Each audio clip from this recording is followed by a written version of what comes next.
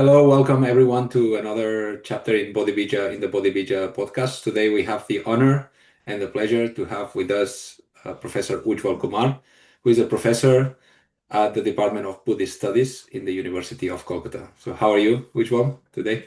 That's fine, Dr. Alex, and thanks for having me here. Well, I have to say, first of all, that for those who don't know that, Ujjwal was my first Pali teacher at the University Yeah, of Pune back in 2006, when I think at that time, you just graduated from Banaras Hindu University. Is that correct?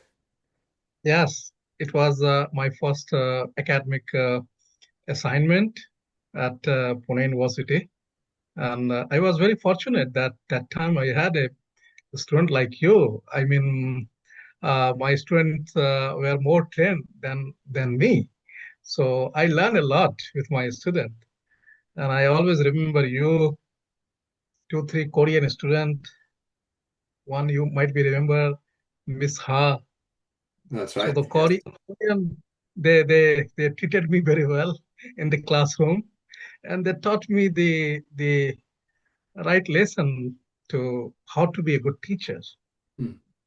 So I always, remember, especially my first batch of students like you and others, to taught me how to be a good teacher and how to prepare for the class.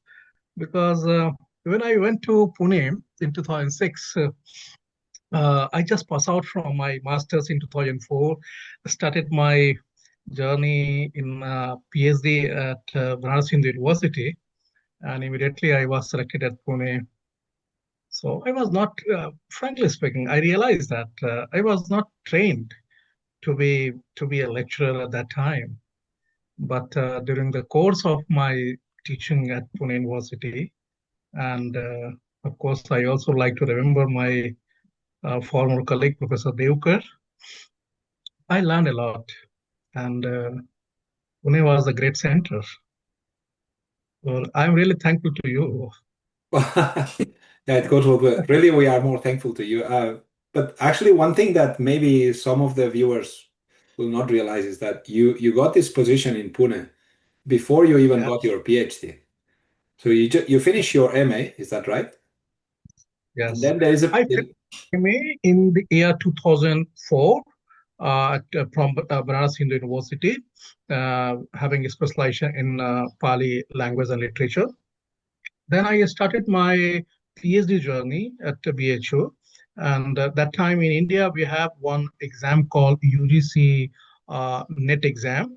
And if you top in the NET exam, then you also get some fellowship that is called Junior Research Fellowship. So I was awarded with the Junior Research Fellowship, and that fellowship was supposed to be a good handsome amount they pay. So I started my PhD journey at Banaras University under the Professor Bimlendra Kumar. Hmm. But in the meanwhile of my PhD journey, I was selected at Pune University, and subsequently the BHU has had cancelled my PhD because at that time there was a rule that one has to be appear in the department continuously for 2 years. So they need attendance, and my attendance was 20 days or 30 days it was less, so my PhD was cancelled there at BHU, and then I was just continue as a master student at Pune University, and then later on again I did my PhD from Pune itself. When I went to Pune, I remember that was as we say, in 2006, when I started learning Pali with you and Professor Deokar. The Pali Mhm. department was actually one section in the Department of Sanskrit, Prakrit, Sanskrit, Pali, and Prakrit languages, or something like this. It included the three of them, Sanskrit, Pali, and Prakrit, and there was also the Department for Advanced Studies, or the Center for Advanced Studies.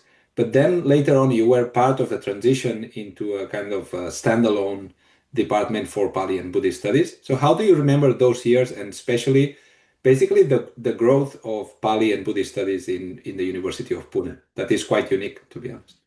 It was actually Pali, particularly the Pali department was included in the department of Sanskrit, Prakrit, and Pali from the inception of the department. But as you know that in India, wherever you will find Pali or Prakrit with Sanskrit, you will not, the department is not flourished well. Always the focus goes to Sanskrit. So that was the same situation in Pune University, though we had a very good teacher like J.R. Joshi and others. But overall, the department was not flourished well. So at that time in 2016, 2006, there was one vice chancellor came to the university, and he was a Vipassana practitioner, and he took interest in the department. So he advertised two special posts for the Department of Pali, one for professor and one for assistant professor or lecturer at that time. And so, in due course of this advertisement, me and Professor Devkar joined in 2006 in the department. And the idea was that later on the department will be separated from the Department of Sanskrit, and slowly the department separated. Though still the Sanskrit department name is intact with the Pali, and that is the Sanskrit, Pali, and Prakrit. But subsequently, the Pali department bifurcated from that, and now from 2006 to 2026, within 20 years, you will find at Pune University, I think the department has a very uh, great, achievement and growth. Even now, the department has their own separate building, big library, a number of faculties, and I can say that under the leadership of Professor Devkar, Pali department is one of the best department in India. Hmm. So if we go back in time, how is it that a person like you are originally from actually the area of Magadha, and if I'm not wrong, your mother tongue is Magai, is that right? Magahi. That means True. Magadhi, that means basically the real Pali. Is that right? True. So how did you become interested in Pali or in Buddhist studies? That is true that I am a pure Magdan people, and even I love to call myself a Magdan.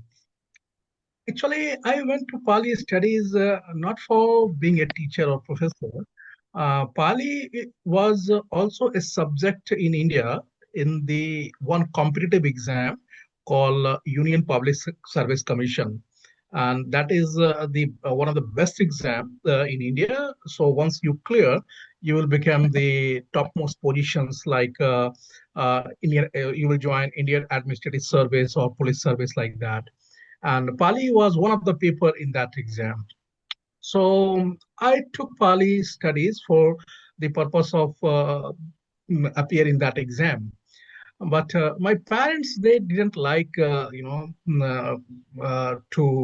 send me for that such type of post. So they, especially my father, he likes to appreciate me or to motivate me to join this academic life, because in academic there is nothing to do like that. So general people think like that, and the life is no one going to disturb you. So he always, forced me to join academic. So once I completed my graduation in Pali literature itself from BHU, he insisted me to continue my study, and therefore I continued for my PG program, Masters in Pali. And when I was in as a student appearing in the master's program, I cleared that NET exam, UGC JRF. So I was very happy because that time the fellowship was very good from the Indian point of view. As I remember, around 12,000 Indian rupees around 2004. And it was, the fellowship was almost same like the salary of a lecturer. That's And right. even still, the fellowship is very good fellowship. Yeah, I And remember they, at that time, sorry to interrupt, at that time, just for context, I think what they gave for foreign scholars to study in India, the scholarship was around 5,000 something per month. Yes, like that. Almost same. I think there are many other fellowship, but might be one fellowship is like that. Like today, you will also get fellowship for the ICCR students, ICCR, yeah. and they on 30,000 or 40,000 rupees Okay. fellowship. So this fellowship will still continue under the UGC Junior Research Fellowship Program, and that is around 5 years for 5 years. So that is almost you can say a short-term period job. You have a permanent job for 5 years, and the amount was good. So I continued my PhD, and you will surprised to know that uh, in India, when we went for PhD, we asked to our supervisor, suggest me some topic. We are not prepared for PhD program, even that. And I asked to my supervisor to, or you can say Guruji, to suggest me a topic. And he suggested me a topic, you will be very surprised to know, on the Bodhipakya Dharma. Mhm. The Rupert Gethin, Professor Gethin That's did right. Yeah. his PhD on Bodhipakya Dharma. So he suggested he didn't know about that Rupert Gethin has published a work on this Bodhipakya Dharma.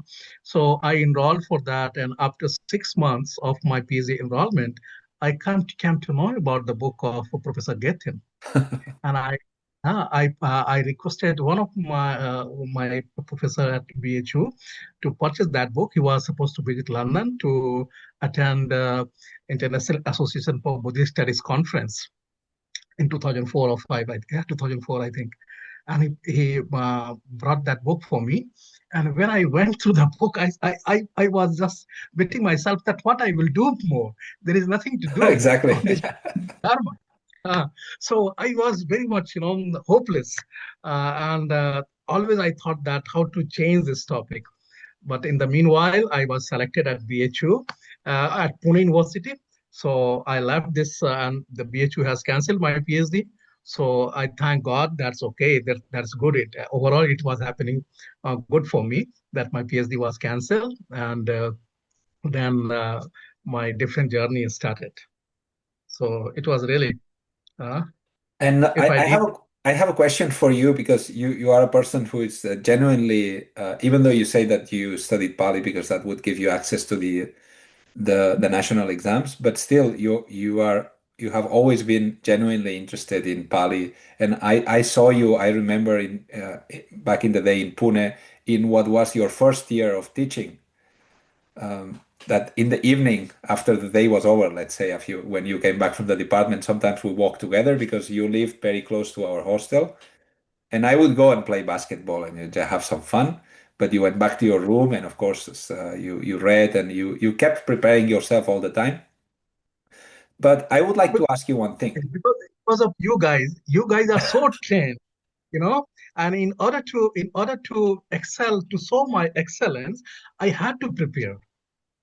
Sometime in Pune University, I remember sometime I absent from my office and I said that I am sick, I was ill and blah blah type of thing.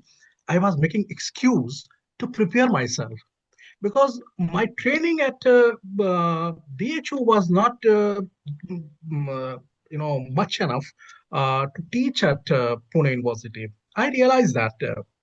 Why? Because the methodology in teaching in Pune University is linguistic based, Hmm. grammatical, methodology we adapted there. But in most of the university in India, that was not the methodology. We teach Pali, I mean the Pali history, Pali geography, Pali philosophy, but not Pali language. So my training was not much enough to teach Pali language at Pune University to the student, one who wanted to learn language. Like when I went to my class and I remember teaching Brahmajal Sutta or some Sutta, Sigalova Sutta like that, and I started Evam Mesutam. Soha asked me, what is Evam here? I explained the Evam word. And I was just stuck. What is Evam? How I could explain May? What is the May here? So that was the real issue, and I went through, then started preparing myself, and that's why I always appreciate my student that they taught me that how to be a good Pali scholar and like that. So what was your program of studies at the BA and MA level in Varanasi? What did you learn? Like, what is the training of a young Pali scholar in India, at least at that time? Well, actually, the focus was not grammar as such, and we are trained not through pure grammatical way of teaching. Frankly speaking, that is the situation here. So, and we learn grammar, like for example, in our BHU days in graduation, we have Kachan Vyakaran, and also I think one grammar called Balavatar, Mhm. the basic text in Balavatar first semester or second semester we have. So we know the sutras, we know the formulas, grammatical rules, but how those formulas are implied with the text, how we read the text, we didn't know about that. So that was the problem. Even in our master degree, we have Chanda, Alankara, and some other text also.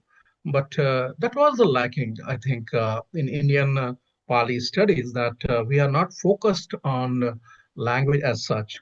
In Sanskrit, most of the Sanskrit department, they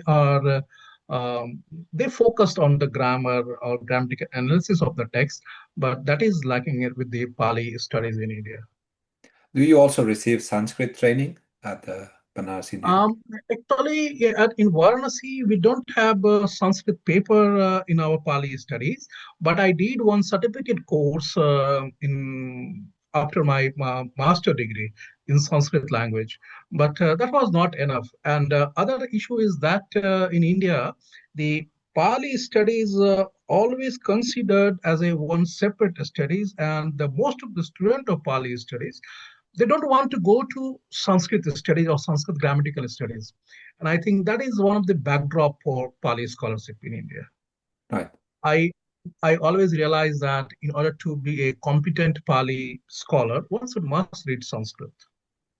So today, I mean, I'm jumping topics, but anyway, everything is somehow related. So I would like to go back to the present. And recently, Pali was made, or it was declared officially a classical language of India. And to my knowledge, you have been somehow involved in the politics behind this change. So for those who are not posted on that, like me, I don't know exactly what's going on and to what extent this nomination of Pali as a classical language is going to change the situation. So what is happening right now with Pali in India? Actually, the government of India, central government, under the leadership of our Prime Minister Sri Narendra Modi ji, has declared Pali in 2024, if I exactly remember the year, as a classical language. But if you see the history of Pali studies in India and the status of classical language, you will be surprised to know that Pali was already declared or considered as a classical language even after the independence. But it was lost the status. So I must give credit to the government to revise that status and declare it. And after this declaration, many conferences, seminar held to promote Pali studies. But still, we need some more focus for bringing up Pali in the mainstream of studies. And also, I think in government level or in the level of university or in academic level, we lost or we don't know where to go for the Pali studies. Like what we call in the academic field as a research gap. We don't know the research gap. Most of the scholars, they don't know what to do in Pali studies. Like our Pali studies last 100 years is mainly developed on the basis of um, Pali scholars of Britain. I mean, we translated the text published from PTS, and also we translated sometime in Hindi or in English or in regional languages. If you leave the early scholars of Pali studies like BC Law and others, and so that was the main thing.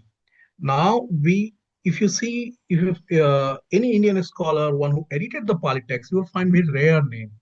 Like the modern scholar last 50 years, you will not find anyone one who is going to edit the Pali text or brought out the new editions or new text or like that.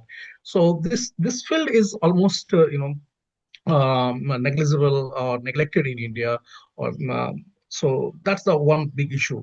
Like one another thing with this classical language status, you might be know the government of India is also focusing on the manuscript studies. And Pali is also the part of this manuscript studies. But again, we know that there is no Pali manuscript in India. Right. Very rare you will find few manuscripts, and those manuscripts are very latest manuscripts, or not a very worthy to work on that. Like in Calcutta, we have in Asiatic Society, we have few manuscripts of Pali, but those are not very worthy to work. So again, we have to think how to contribute in the field of Pali studies worldwide. And though government has a good wishes like this issues of giving a status of classical and the manuscript trilogies, uh, focusing on these two branches. But the Pali scholarship need more focus Right. and need more attention and to where to go from this stage. Actually, there are very few countries that have so many Pali departments as India. So, given the fact that there is actually institutional support, because if you see the situation in Europe or in America, of course you have Buddhist studies in some places, not many, and there is no such thing as a Pali department anywhere. I mean, of course, there is a Pali Tech Society, which is it's a charity actually, even though some people think that it's a building in London with many Pali scholars. But it's not nothing like that. And so the question, according to you, what is the reason that the same place where previously, maybe 50 years ago or 60 years ago, let's say 50 years ago, even Europeans would go to study in India, for instance, in Pune. If I'm not wrong, Johannes Bronkhorst, he got his PhD, or at least he did his early research in Pune, and there were many others, Kiparsky as well, many others. So what happened? Why is the situation so dramatic, so to say? Why do you think that you are in need of a kind of overhaul or renewal? See, this research, emphasis is the day by day decline. And just I'm giving you one example of Calcutta University where I'm working right now. If you see the Department of Pali, first time here officially the department established in 1906 or 7. Though before that, Pali studies began at Calcutta University. Even you can say the in Asia, the first department started Pali studies that was Calcutta University. And you might be know that the first professor of Pali was R.C. Childers, I think, at London College he joined. And the second professor of Pali was at Rangoon College uh, in Myanmar Right. under the direction of Calcutta University. Right. That's right. Because Rangoon University was under Calcutta University. No, even that was a school, not a college. Right. The first in Asia, Emmanuel Forkhammer, I Mhm. think, if I remember the name Yeah, correctly, from Switzerland. from Switzerland. Yeah. From Switzerland, he joined as a first Pali professor in Asia after R.C. Childers. And at Rangoon School, in that was very strange that in the school the British government appointed a Pali professor, and he did marvelous work. Later on, Pali, the demand for Pali studies began in Yangon, and subsequently in graduation and then PG, Pali department started.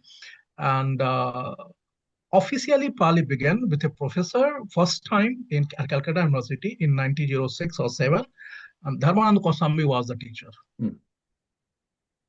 Dharmanand Kosambi had no training, had no basic education, but he was trained in Yangon, in Sri Lanka, and many places.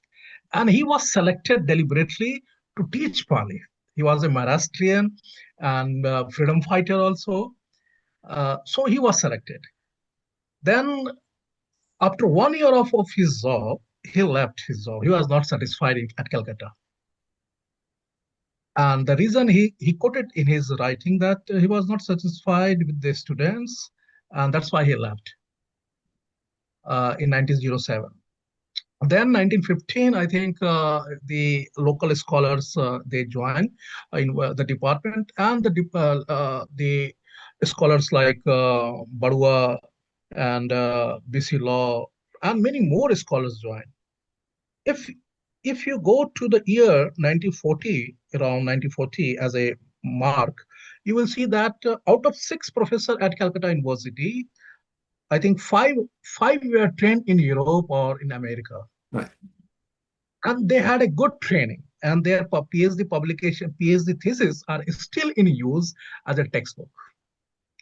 But later on, after 70, after 80, you will find the trend of scholarship decline. And this trend is going on in everywhere. So that is the major problem in Pali studies. Like for example, in other example, I'm giving you like in Bihar, for example, if you see, uh, I think you will see more than 40 scholars, one who are associated with the Pali studies. I'm a full-time lecturer professor. Right. 40. Outcome-wise, if you see the outcome-wise, publication-wise, that is negligible. Right.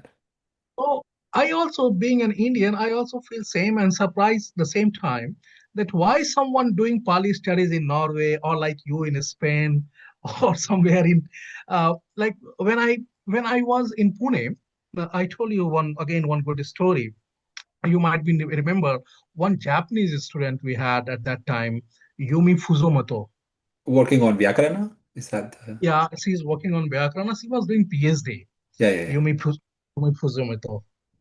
She came to Pune for studying this PhD program. And she had at that time critical politics with her. Right.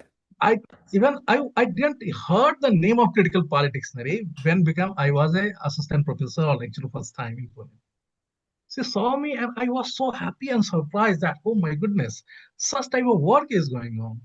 So she shared that book to me, and I xeroxed the entire critical pulp dictionary. Still, I have, and I xeroxed not only one copy but four, five copies, and distributed to many professors in Mm. India. So we didn't know about such type of publication. So I'm Right. just giving you such example that our studies where we are and how we working here. So the research gap is the major problem. But why do you think so? Like, for instance, I've also been thinking about that and what might be the reason. Because India being such it's a country with many young people, bright young people, or then people like you, like why there are not more people than like you. So one of the reasons that I thought is that maybe in the past, if we go back 70 years at the time of the freedom fighters and so on, the study of Sanskrit and Pali and Indian culture was part of, let's say, part of the skills or the areas that a nationalist or a person or a patriot would study. And you have people like Tilak or Bhandarkar and so on. So there are so many. So the brightest minds in the country, they were genuinely interested not only in practical matters, let's say, but also in reviving India's culture. Then at some point, maybe because things are a little bit more comfortable, uh, I what we have seen is that Indians are no longer known for their Vyakarana skills; they are known for their IT skills. So if a student is very bright, what I feel is that their parents will say, okay, you go to study at the IIT or go to study abroad, become an engineer or something like that, do some sort of STEM area studies. Which means, I mean, of course, you will find bright students in Sanskrit and Pali departments, but generally, if we talk statistically, it's much less likely that the best minds of India will devote their time to something that is perceived sometimes as kind of useless. That's what I say, that it's not the problem within the department, it's also outside the department. I'm not so sure that the society perceives that type of work as valuable. But what do you think? I'm totally agree with you. Uh, and I categorize Indian student into five classes. Okay. I think I said sometime also in the classroom that one who passed the 10th exam or 12th exam, the brightest person of India, they went for IIT and medical. They that is the first class of student. Second class of the student after this 12th, they prepared for you know clerk exam, PC train driver, and like that, Air Force, and they went there. Those who are third class of the student, they do BA and join the university system. They prepared for civil services. Like I said, that I also started my Pali studies for the UPSC civil services exam, and they go there if they selected. The fourth category of a student, they continue their PG and PhD program, and if they succeeded, they became professors. And still, there is one category, fifth category, one who do not do anything. They do politics and they became a leader. They became a education minister and whatever. So that is the reality. And specifically, when we are talking about the arts faculty and the humanities, especially about the languages like Pali, Sanskrit, Hindi, you are absolutely right that most of the time, one who are unable to go anywhere, they come to this type of courses. And like, for example, in Pune, you will see that most of the time, old person or below the above 50 ages, they join Pali department because most of the time they are religious person. So Right. now the Pali language catch those students, one who was following Buddhism or Neo-Buddhism in Maharashtra or in Buddhist area.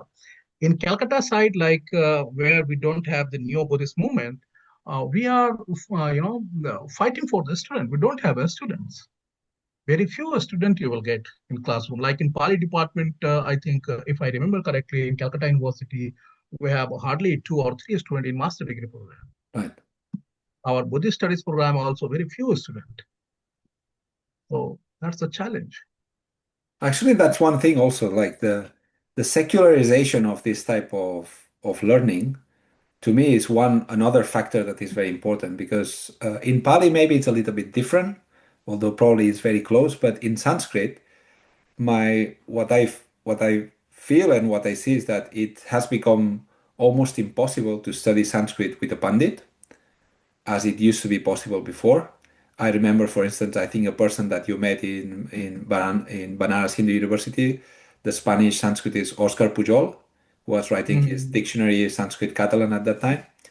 He, Yeah, from what I know, apart from learning at the university, he basically he was studying with a guru, with a pandit, and yeah. that's a very good way to learn the traditional Sanskrit teaching, Mm. the Shastras and so on. And in my view, what happened is that there's been a transition, and let's say that the modern Indian Pandit has now become the university professor. The problem is that the university doesn't work like the Gurukul. It's not like the house. So it has become something in between. And then you don't get that kind of intensity of the training with a pandit. So you've lost that. So you are not really part of the tradition because it's the university and it's secular. It's not a monastery. It's not a temple. But at the same time, it seems that we cannot get rid of the idea that the teaching of Sanskrit or Pali is for proselytism. And if you teach Pali, it means you're trying basically to convince everyone that the Buddhism is the right religion. And if you teach Sanskrit, you are trying to convey that maybe the Vedanta is the salvation. So you are still somehow part of the religion and doing proselytism. So in this way, it's not really a temple or a traditional place to learn, but it's not really a university either. So that to me causes a problem of maybe not a problem of identity. What do you think about that? I think there is. I am partially agree with you, but there is some issue. Like, for example, in India, we have more than uh, 15 or 16 Sanskrit university dedicated to Sanskrit studies, full-fledged university. So, like for example, from the European point of view, what you're thinking, that is not the case in India. Like we have the Hindu studies, we have the Islamic studies, we have Buddhist studies in the university, and we teach our students. Uh, I mean, not promote a religion as such, as a Gurukul, but we teach whatever we like. There is no such demarcation in between the religion or what you call non-religious thing there in classroom. We can teach religion. For example, if you are teaching Paticamutpada in the classroom, what you are teaching? The true Buddhist teaching. We can't say that we are not teaching Buddhism. Here we are teaching Buddhism. And no one has a question. But the problem is that uh, the right methodology, I think, we're lacking.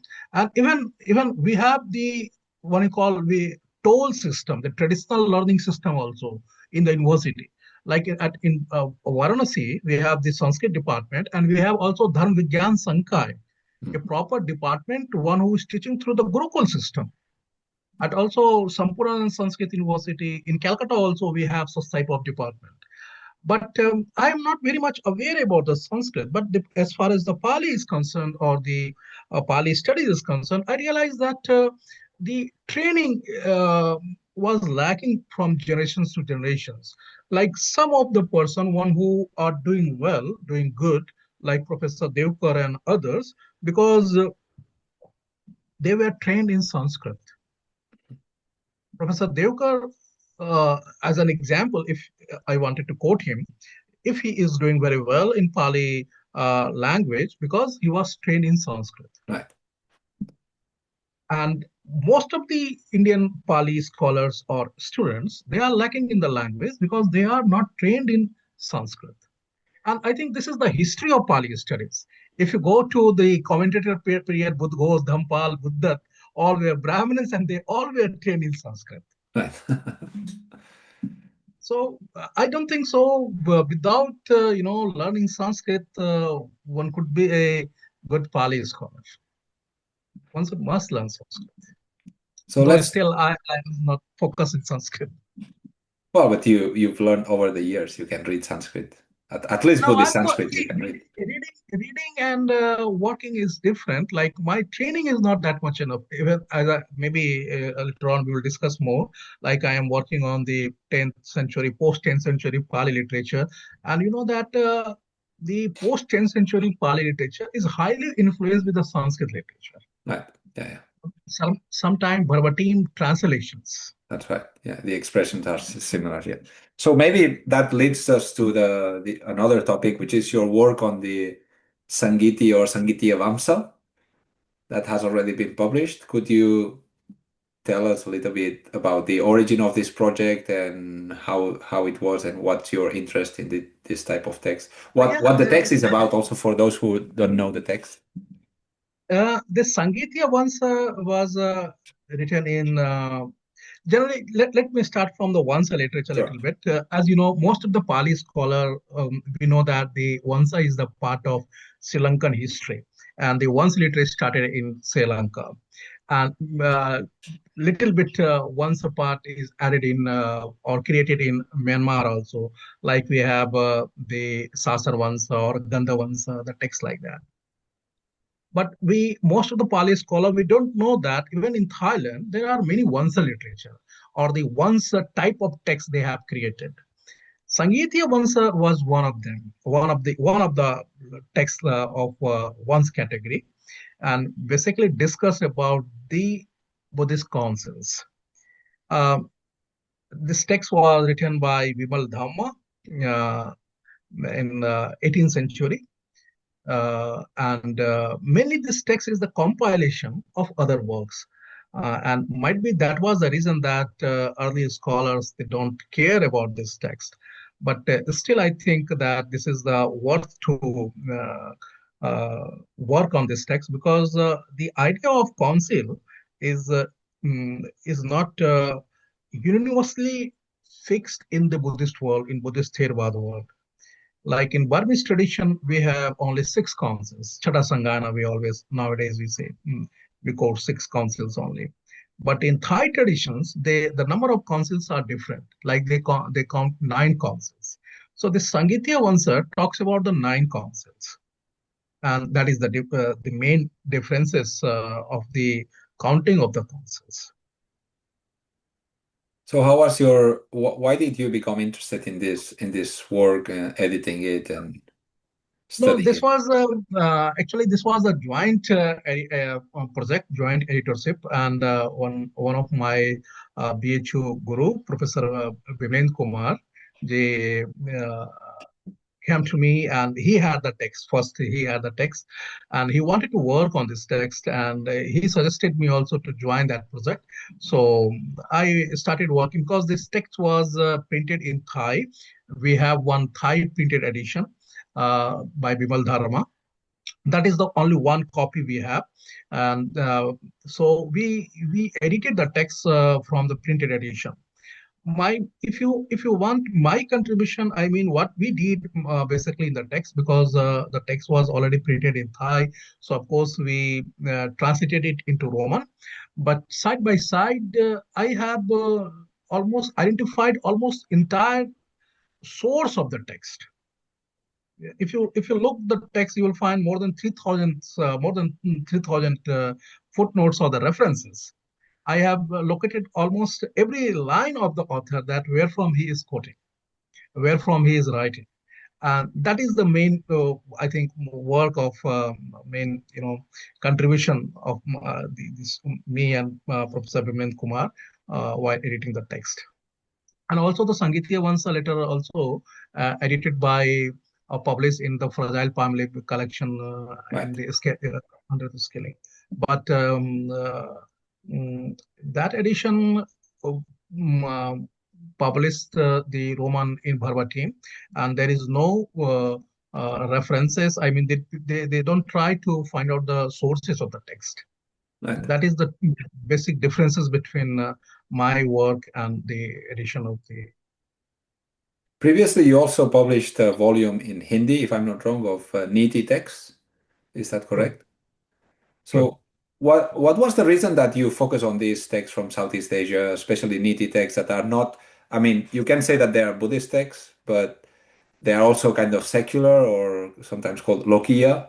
They are in the fringe, Yeah, basically. true.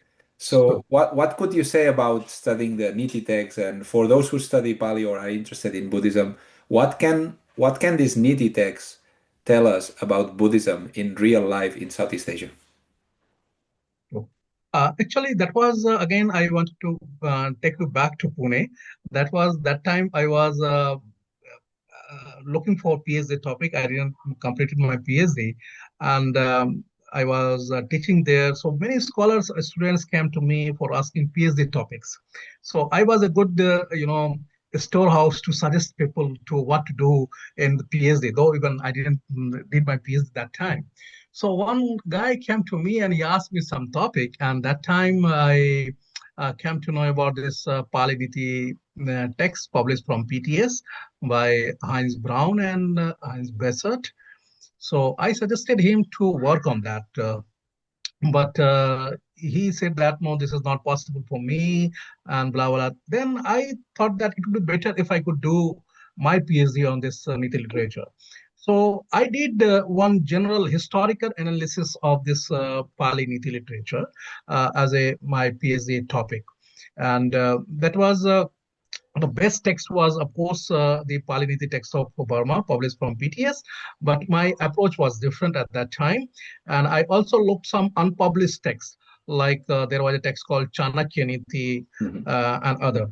So overall, that was historical. That how this idea of the Loki or secular things developed in Burma. What was the reason, the impact of Hinduism or Brahmanism, and why they looked for such type of literature, because we know in Pali Tripitaka we don't have such type of discussion. Mostly you will find a discussion about the liberation or nirvana or the supramundane thing. What about the mundane thing? What about the Lokiya thing? So I think in order to fill that gap in Southeast Asia, in Burma, especially after 13th, 14th century, they started this compiling this Niti literature. And they had already one established tradition of Sanskrit literature. So they got the sources from the Sanskrit literature, and they transmitted those Sanskrit verses in Pali. While transmitting the Sanskrit verses in Pali, they were very careful about the ideology, the idea, the ethics of Buddhism, etc., and they followed it thoroughly. Like the first text I think developed in Burma was Dhammaniti, then Lokaniti, Rajniti, etc. So altogether, we have around 10 texts, 10 or 11 texts under this Niti thing. In India, till that time, around 2013, as I remember, there was no such work. Even most of the Indian scholars, they didn't know about such type of thing, that there was a Niti literature exist. In India, we have a very good work on the history of Pali literature written in Hindi by Bharat Singh Upadhyay, and there was no discussion about such type of Pali Niti literature. That time, I also came to know about the book of Oscar von Hinuber, like Handbook of Pali, and I have a very small chapter, Hinuber, dedicated to this Pali Niti literature. So I have only that much of information, that Hinuber's handbook and the Pali texts of Burma. So I started my PhD to fill that gap of Indian scholarship. That is still, I thought that maybe I will add some one new chapter in the history of Pali literature, like Pali Niti Sahitya. And while I was doing my PhD, before that, for 1 year, I went to Hong Kong, and I had a plenty of time that time. So I thought it would be better to translate all the text in Hindi. So from Dhamniti to Rajniti, Lokaniti, and all the texts I started translated into Hindi. When I returned back from Hong Kong to Pune, under Professor, great stalwart, Sanskrit stalwart, Professor Baholkar, Srikant Baholkar, I did my PhD on this Niti literature. And within 2 years, I think 2.5 years, I submitted my thesis. While doing my PhD, I published my first text, Lokaniti, in Hindi, from a good publication house, Aditya Prakashan, in 2015. And I came to know that time that this Lokaniti was very popular in Burma. Even almost every Burmese people, they remember the Lokaniti. Right. The layman or the monks, whosoever, all the people, they remember the Lokaniti and they cite Lokaniti verses in every occasion. And the text is also really very good, that you will get, Pali verses in all aspects of life. Like while you are going to the classroom, you may cite to your student that Patisis kim alasam. Like the verse is like that, Pat putra kim alasam, apato bharvako, patako pujito loke, Pat putra dine dine. So I just change it in my classroom and I say, Patisis kim alasam. That is the verbatim translation from the Sanskrit. Heinz Bissett and Brown, they deciphered most of the verses. And I also added many more things. One more thing, very interesting, that in the Niti literature, Niti text was a very, deciphered in a very early days of Pali studies. Like James Gray was edited the work in 1883 or 80. First in Burmese, and then he translated 4 texts into English. But I don't know. I was very surprised that what happened, that in the popular Pali literature, this entire genre of Pali Niti literature was forgotten. Like for example, even in the book of B.C. Law, History of Pali Literature, you don't find out any references of the Niti literature. Even in the Winton's book, you will not find out the Niti literature. Why do you think the entire corpus of this Pali Niti literature was wiped out from the history of Pali literature? And that surprised me, that why such things happen. Before independence in India, like British Burma was under the British rule in India. The Niti text was prescribed in 10th class syllabus. That was under the matriculation exam. And when I was working, I found that even in Bangladesh, till today, the Niti texts are prescribed in class 6, 7, 8 book for the Buddhist people, and still they use. So I was very much surprised that why such things happen in the history of literature, that a big branch of text, literature wiped out and nobody noticed it. Like B.C. Law, Bharat Singh Upadhyay, and others, like one other Bengali scholar also wrote a book on history of Pali literature. He also never mentioned it.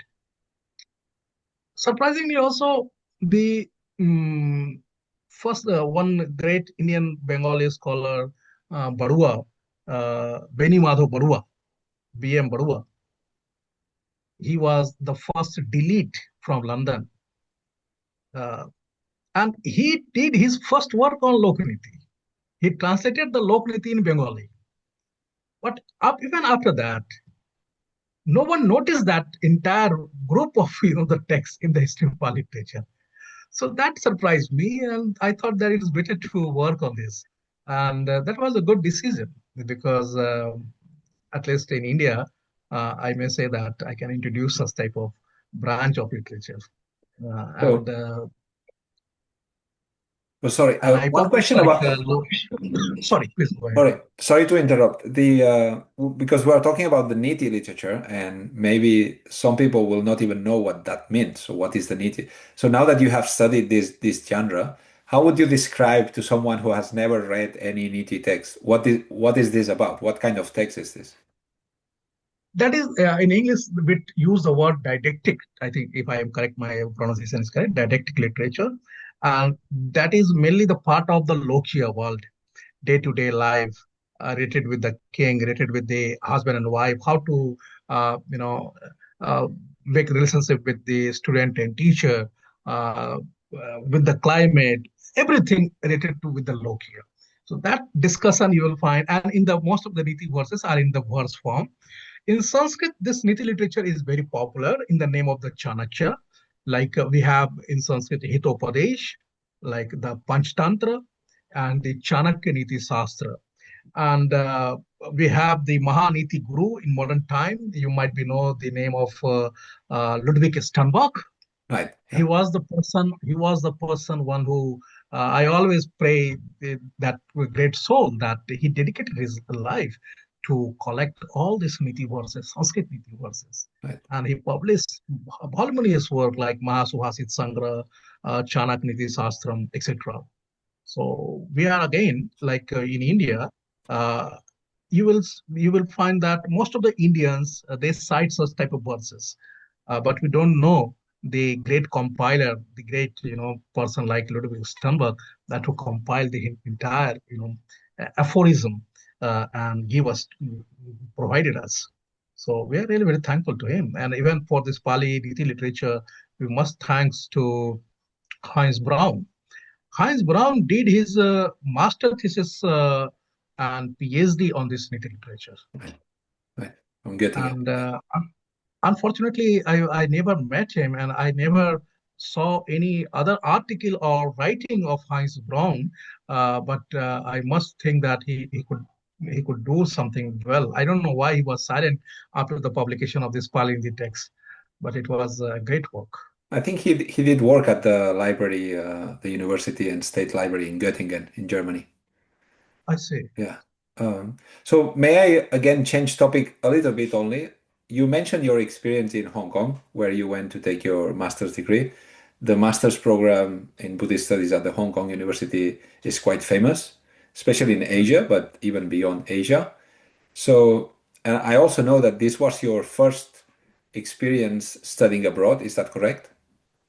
So how was it for you? Like you were already a professor, you were an established scholar, and then you went to Hong Kong. Uh, Not established that time, and that time even when I went to Hong Kong, I was quite young, around 30 or 31, and I was struggling for my PhD, looking for. I always wanted to fit in my class, uh, in front of my student, that I am good enough to teach you. That was always challenge to me.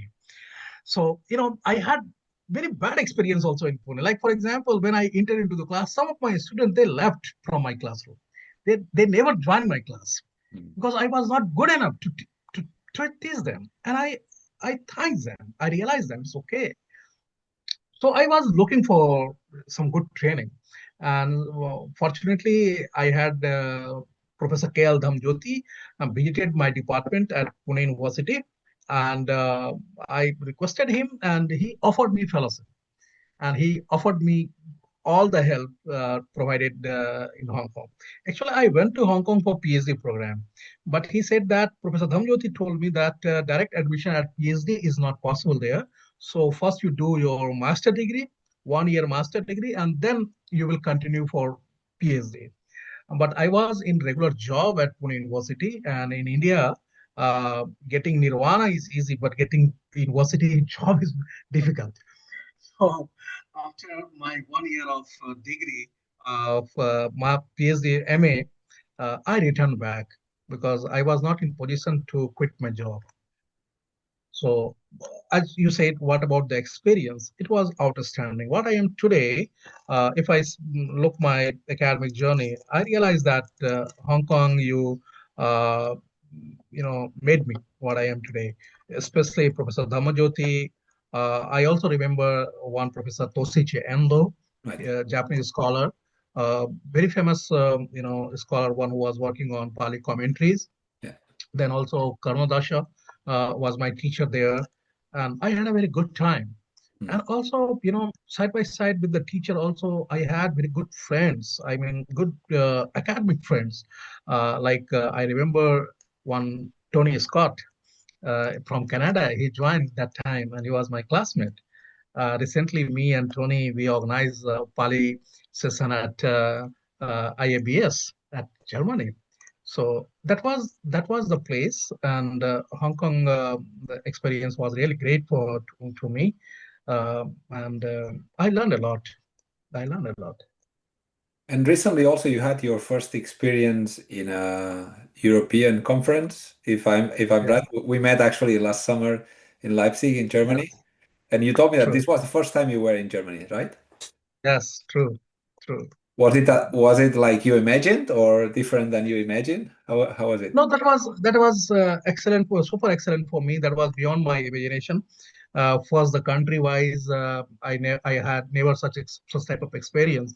Though I visited many Asian countries like Thailand, Sri Lanka, Myanmar, etc., but never been to any European countries. And the experience was really, the physical appearance of the country was really great. Secondly, the scholarship and also the conference was very great to me. I learned a lot, met almost all the stalwarts, and they are so humble. I first time saw Professor Hinubert there. I had a very good discussion with him. I saw Dr. Petra, and those experiences are really very outstanding. And the organizer also provided me a chance to chair a session at this big platform. So this was really outstanding experience, especially some of the sessions, uh, the Mark Allen presented on the Gandhari, Sebastian presented on the AI and these artificial tools. Those are really very outstanding. And I learned a lot at that conference. And I was also happy to read out my paper on one Indian scholar, one who wrote a voluminous book on in Pali on the life of the Buddha, Bharat Singh Upadhyay. Right. The name of the book is Mahabodhivatthu. So I presented that book. So that was also good that many European scholars they took interest in such type of Indian writing. So it was really amazing experience for me, and I love to visit Germany again. Though I am getting some opportunity there, but I am lazy, and that's why I'm not applying for You should. some fellowship. You should. You should But come back to Europe. And yes, of course, I love to do that, and I love to go again um, to inculcate my ability to train myself because still there are many things to learn in Europe, and I know that in Pali studies, the European library has a good collections, especially in Germany. the post-10th century Pali literature, what I'm working and the libraries are very rich. So what is it that you are working on right now? What is your project at the moment? Okay, right now, Alex, as I told, you might be realize that I'm a very fickle mind. So I am jumping from here to there like Padalam Chaplam Chittam. The situation is like that. So 4, 5 projects I am doing, and I have my plan to for 20 years or 30 years. Like now I am 45, 46. So I thought that till 65 or 70 I will work. So for that trajectory I am looking, and I am working in the background. One to fulfill the Indian need, and other also to fulfill the World Pali Scholarship. Like recently, I am working on one project on called Pali Cosmological Literature, or you can say Pali. Um, in Hindi, I call Pali Brahmandiya Sahitya. And under that literature, there are 10, 11 texts. So I am editing, translating in Hindi, and now because of this AI and other thing, it's also easy to translate or write in English. I Right. mean, into correct English. Right. So I am also might be I can in future I will do translating in English also. So that is one branch of Pali literature, Pali Brahmandiya Sahitya. And again, that entire corpus of this literature is missing from the history of Pali literature. So it's a big corpus. Few scholars they did work on this Pali literature with Pali cosmological literature already, and but recently I published one book under this is called Panchgati Deepani. Uh, the text I have translated with long introduction in Hindi and also decipher almost all the verses of this Panchgati Deepani. Also consulted one commentary of Panchgati Deepani in Khmer script, in Khmer script. I had that time I had one Cambodian student, and with him I read out this commentary and I use in my text. Uh, Again, another text in this literature is the Chanda Surya Gati Deepani. I am in the process of editing, and it's going on work. So that is one branch of literature I thought that I should complete. Other is sorry. There is one other branch I'm interested to work is called Pali Katha Sahitya, Pali story, literature. And there are 4, 5 texts under this category of Katha Sahitya, and few are published in Roman script also, and few are unpublished. So that is one branch. Might be in future I can do. Similarly, there is a branch might be we can work Pali Lekh Sahitya, Pali letters writing. After 10th century onwards, you will see many Pali letters. Like Petra recently has published in PDS or in some journal a Pali letter written by Burmese king to Sri Lankan king. Right. So these texts are unpublished, are unnoticed. Most of the Indian scholars. So my one target is to might be published in Devanagari, or you can say simple transliteration, and might be giving some notes, introduction or translation. So these are the things. Similarly, there are the branches you might call. There are Pali, the Vandana Sahitya, like the worshipping of Bodhi tree. Right. There are, I noticed at least 8 or 10 texts dedicated to Bodhi tree. Mm.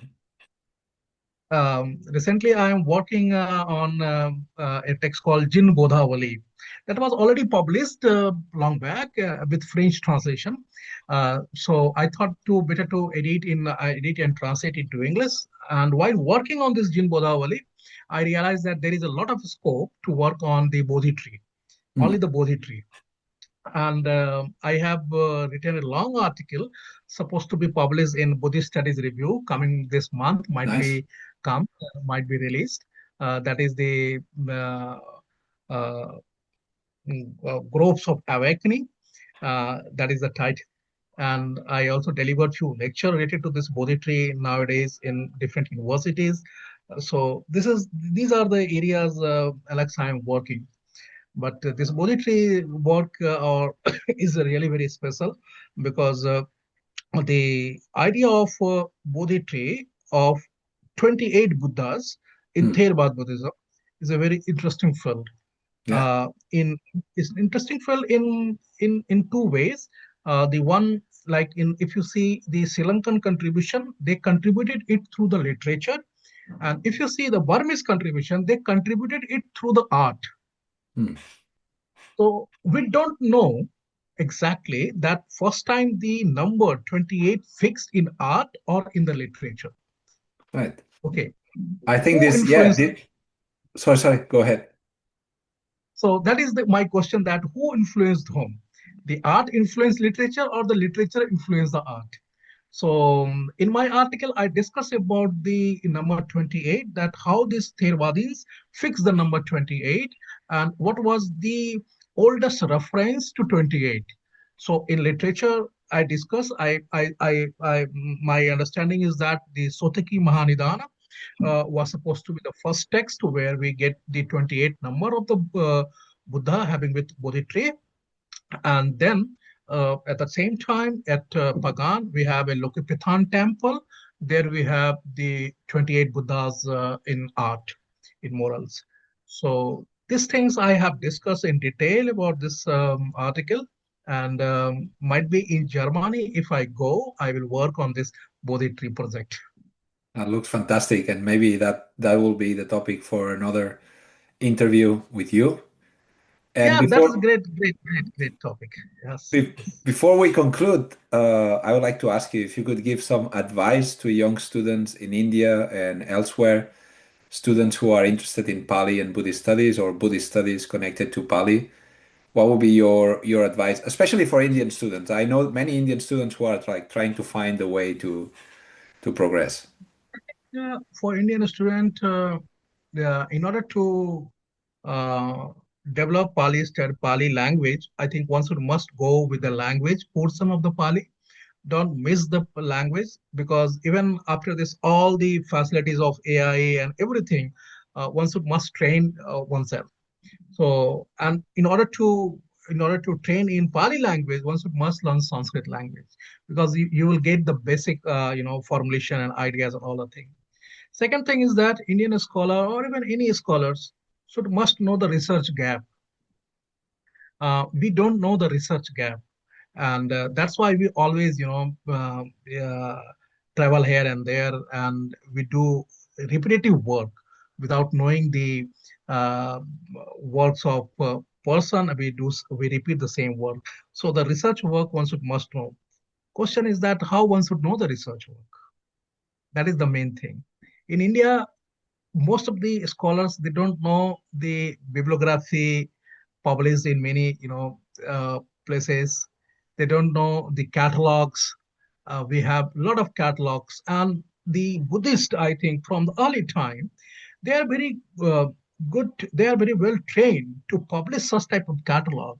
If you see from the Gandhavans, Sasanavans, even in the Pagan inscriptions, Right. these all are catalog. And even in the modern time, we have many catalogs.